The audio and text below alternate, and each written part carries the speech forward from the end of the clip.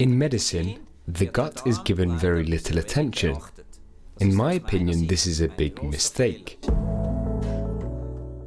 If you are interested in the topic, you will find a link below with a lot more information on the subject of intestinal health and treatment. Let's talk about the gut, or the intestine. The gut is not only important for digestion and food intake. There is also a connection from the gut to the brain. Several diseases have a direct connection with the intestine. The intestine is also an important component of the immune system. After all, many intestinal bacteria live there that are essential for our well-being. The intestine begins behind the stomach. The first section is called the duodenum. Then the small intestine follows. It is 6 to 7 meters long and connects to the large intestine, or colon.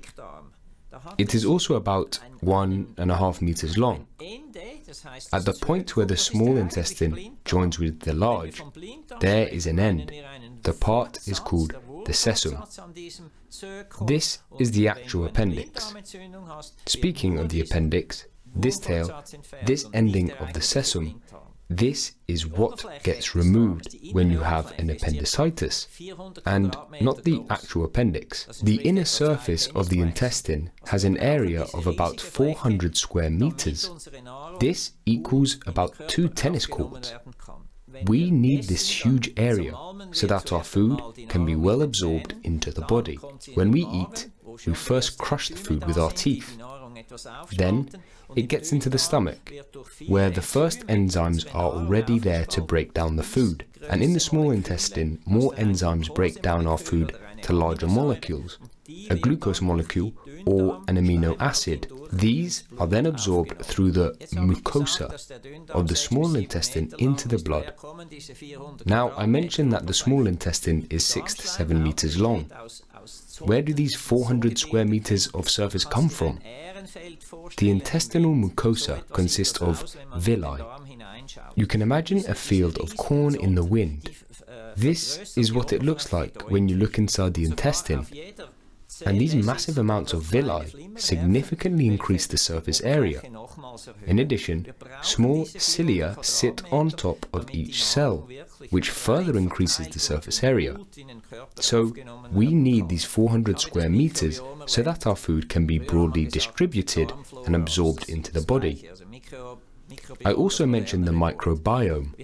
In the past, we called it intestinal flora, which is the same thing. Microbiome is just the more modern word. We have 100 trillion intestinal bacteria. These are our roommates.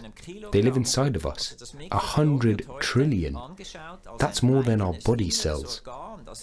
The weight of these 100 trillion bacteria is equal to about 1 kilogram. The microbiome is now viewed as an own internal organ with a fundamental function.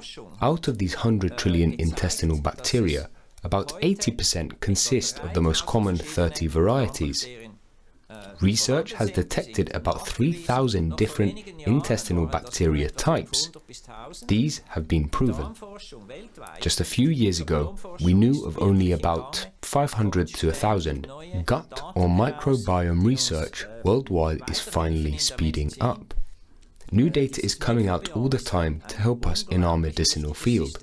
This microbiome is an incredibly important system that, in our gut, has a direct connection with the immune system. It takes very little to throw this microbiome out of balance. All it takes is one slightly spoiled food item, or one incompatible food, or very specifically, antibiotics. Antibiotics destroy a large part of the microbiome. This has to be rebuilt after such a treatment. As you can see, the intestine is an enormously important organ for our health. I will go into many details of this organ in further details. Stay healthy and goodbye.